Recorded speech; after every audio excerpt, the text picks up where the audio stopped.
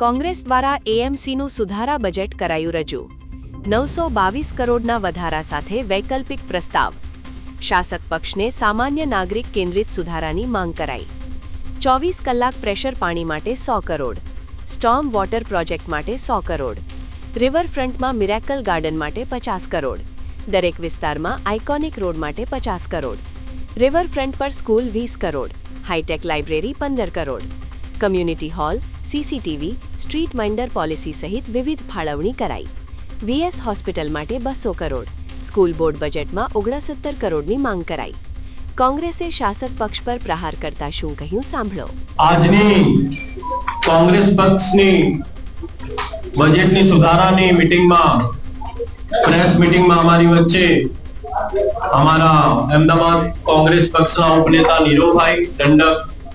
हमारा जगदीश भाई उपस्थित तमाम कॉर्पोरेटर श्रीओ उपस्थित मीडिया ना सर्वे हमारा भाइयों ने बहनों साथियों अहमदाबाद शहर में सने 2006 थी भाजप सत्ता में छे तेओ छेल्ला 20 वर्ष में 1,30,836 करोड़ नो बजेट मंजूर करेल छे तेमा आगामी सने 26-27 ने वर्ष नो कुल 18,518 करोड़ नो बजेट मंजूर करेल छे 20 वर्षना शासन में मंजूर कराયેલ બજેટમાં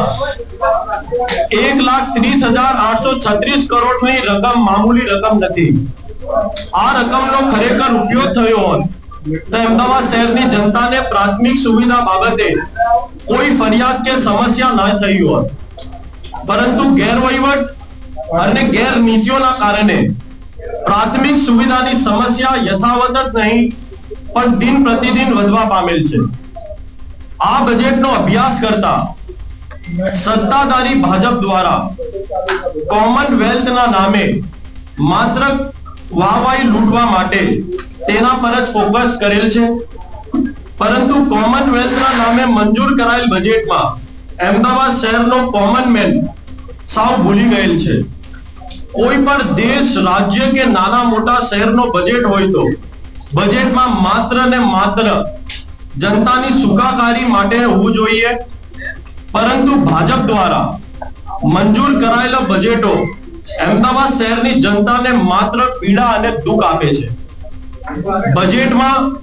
પ્રજાની તાકીદની જરૂરિયાતો તથા શહેરની વિવિધ સમસ્યાઓનો વિચાર નહીં કરીને પ્રાથમિક સુવિધાના કામો બાબતે કોઈ ઠોસ જોગવાઈ કરેલ નથી છેલ્લા 20 વર્ષના શાસનનો